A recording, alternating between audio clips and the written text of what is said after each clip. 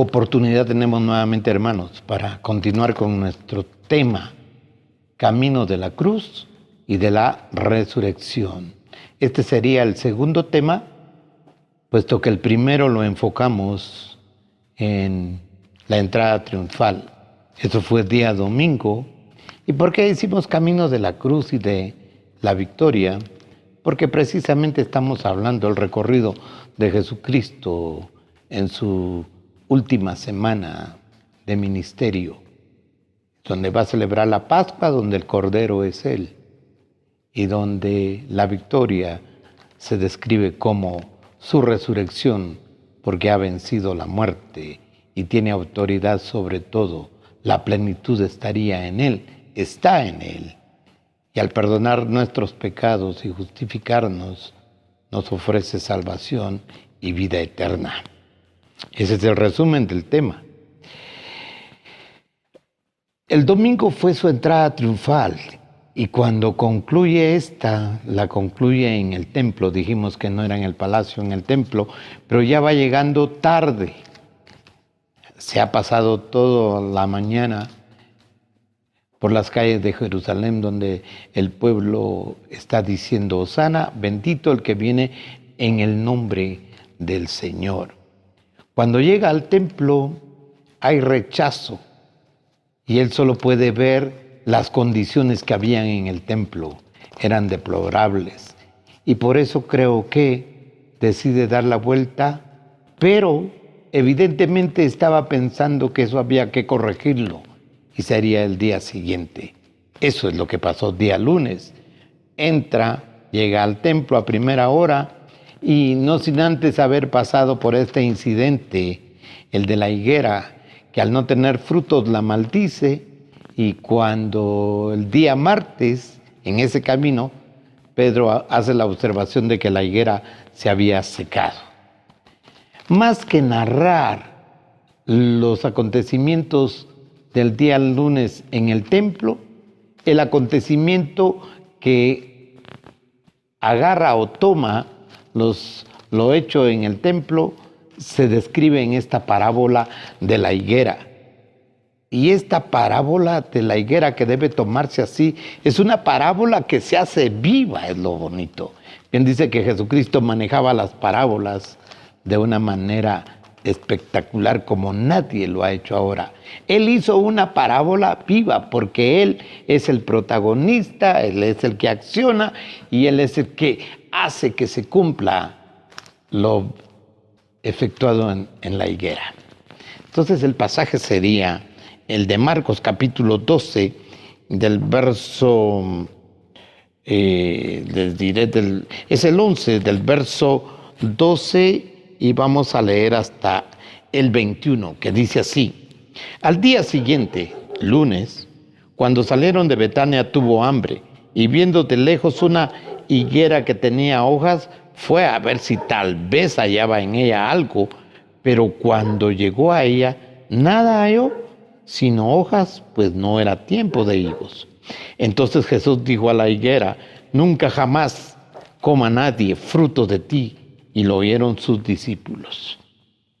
Vinieron pues a Jerusalén, y entrando Jesús en el templo comenzó a echar fuera a los que vendían y compraban en el templo, y volcó las mesas de los cambistas y las sillas de los que vendían palomas, y no consentía que nadie atravesase el templo llevando utensilio alguno. Y les enseñaba diciendo: ¿No está escrito, mi casa será llamada casa de oración para todas las naciones? Mas vosotros la habéis hecho cueva de ladrones. Y lo oyeron los escribas y los principales sacerdotes, y buscaban cómo matarle, porque le tenían miedo, por cuanto todo el pueblo estaba admirado de su doctrina. Pero al llegar la noche, Jesús salió de la ciudad, y pasando por la mañana vieron que la higuera se había secado desde las raíces. Entonces Pedro, acordándose, le dijo: Maestro, mira, la higuera que maldijiste se ha secado. Lo que toca es narrar y aplicar lo hecho en el templo. Pero esto lo reduce o lo tiene incluido lo de la higuera. Dice que Jesús el día lunes, al día siguiente, cuando salieron de Betania, dice que tuvo hambre. Pero ¿será de esta hambre que nosotros estamos pensando el apetito de alimentos? Ciertamente sí, pero viéndola como parábola, realmente el hambre que el Señor mantiene es por ver en la higuera que representa al pueblo de Israel y que ahora nos puede representar a nosotros, es encontrar en nosotros fruto. Y cuando no encuentra fruto, aquí mismo dice lo que el Señor hace. Pues al día siguiente, diligente. El día anterior había sido de victoria, pero creo que regresa decepcionado cuando por último ve el templo, qué tan difícil o qué habían hecho con él. Es el día siguiente, este lunes, que él viene con chicote en mano y va a ir a limpiar el templo. Y dice que no dejaba ni que nadie se cruzara y se atravesara el templo con algún utensilio. Celoso hasta donde ya no. Pero tuvo hambre y eso lo llevó a que dice que a la distancia vio una higuera y muy frondosa. Entonces se acercó a ella para ver si encontraba algún fruto.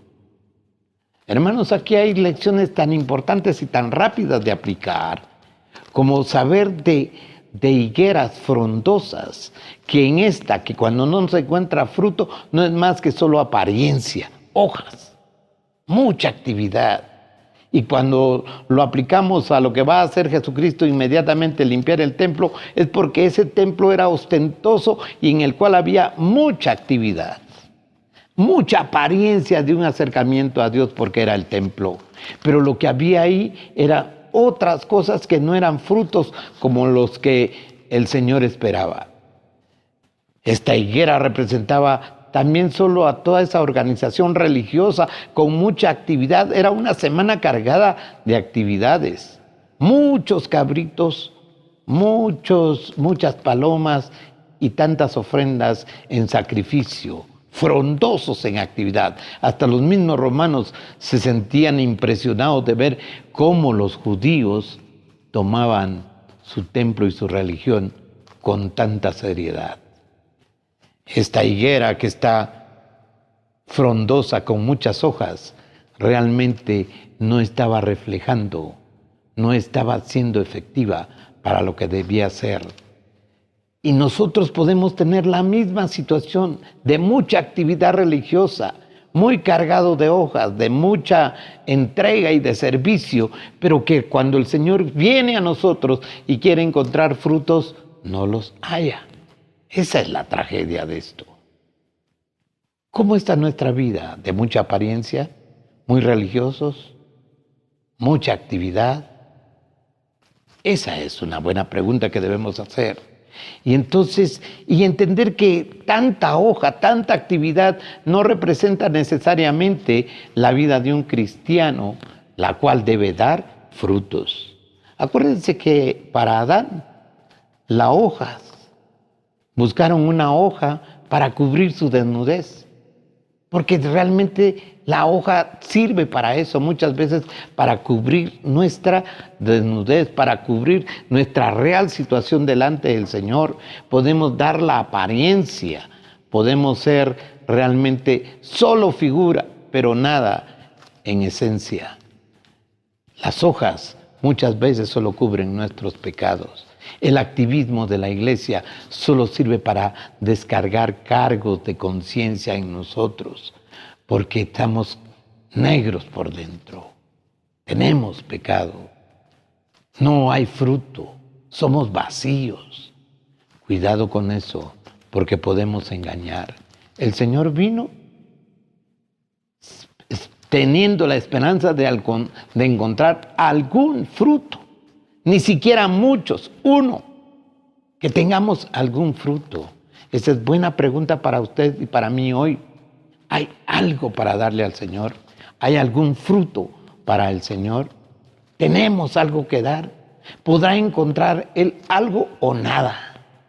Si no encuentra nada, no somos más que higueras frondosas.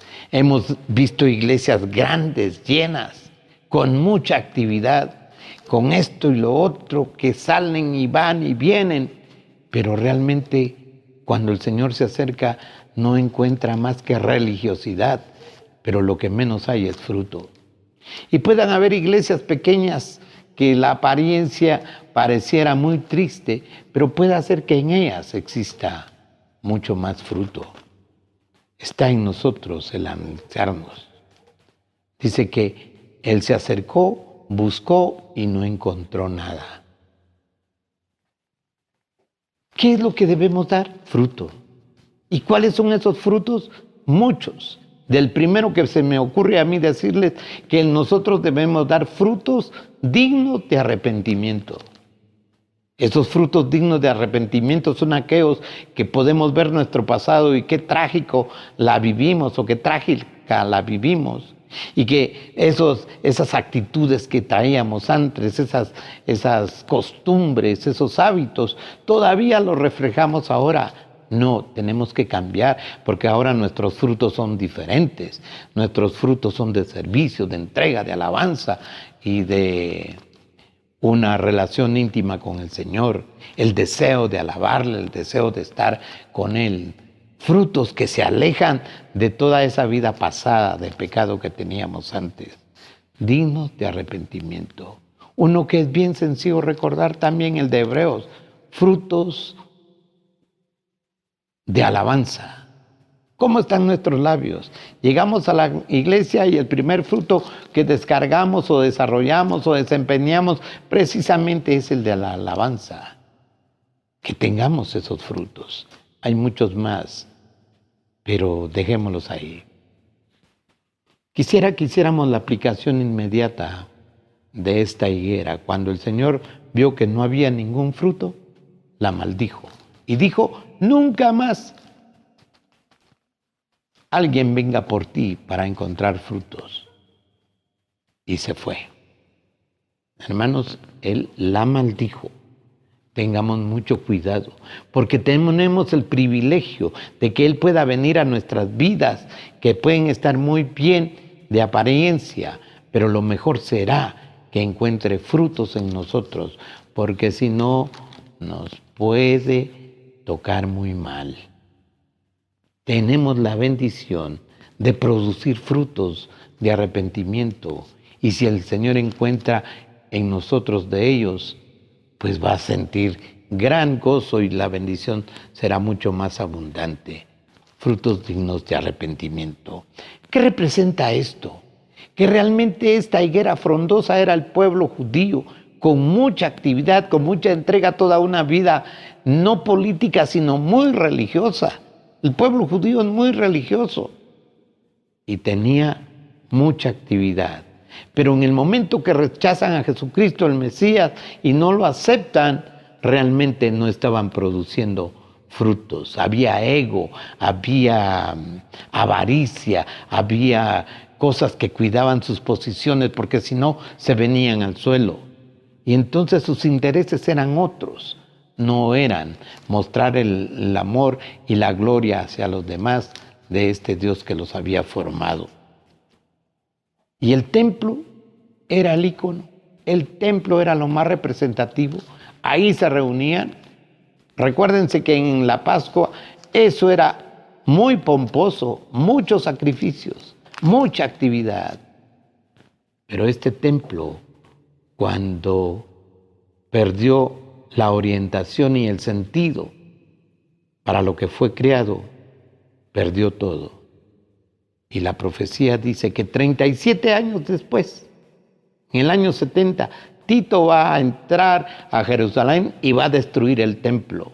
Y ese templo se secó hasta el día de hoy, desde las raíces como la higuera, desde el inicio. Ya no hay sacrificios porque no hay templo. El sacerdocio se quedó truncado porque no hay sacrificios donde hacer. La higuera fue maldecida y se secó. El templo fue destruido y hasta el día de hoy no existe templo. Y cuando lo reconstruyan, porque así es la profecía, el Señor va a venir y el templo otra vez va a estar sin sentido, porque se habrá quemado o se habrá marchitado desde su raíz. La religiosidad también se acaba. Cuando Jesucristo llega a la cruz del Calvario, dice que el velo del templo se partió de arriba a abajo y la entrada quedó libre. No necesitamos el templo, qué bueno es tenerlo, pero la entrada quedó libre y entonces el templo de Jerusalén queda muy bien tipificado en esta higuera. El sacerdocio, la religiosidad, ya no hay necesidad de que sean de los de la tribu de Leví, ya no. La ley, los sacrificios, el cordero de cada año quedó enterrado en la tumba después de que Jesucristo murió en la cruz del Calvario. Esos se quedaron, esos no se levantaron. Se levantó solo Jesucristo como el Cordero inmolado, pero resucitado con su gracia, con su perdón, habiendo cumplido la ley, esta quedó cancelada. Hoy es su gracia la que nos sostiene. Hoy es su gracia. Esa es la parábola de la higuera, que se cumple muy bien en ese camino de la cruz y que en Jesucristo se levanta un nuevo templo, se levanta el templo de nosotros, que somos la habitación de su Santo Espíritu, donde podemos realmente darle el uso correcto, que no se convierta en la cueva de ladrones, sino que tengamos frutos y frutos dignos de arrepentimiento. ¿Encontrará el Señor hoy en usted algún fruto? Algo. Él nos está pidiendo todo, algo. Que el Señor pueda ayudarnos para dar frutos, donde Él pueda venir y completar su gozo con nosotros. En Cristo Jesús oramos. Amén.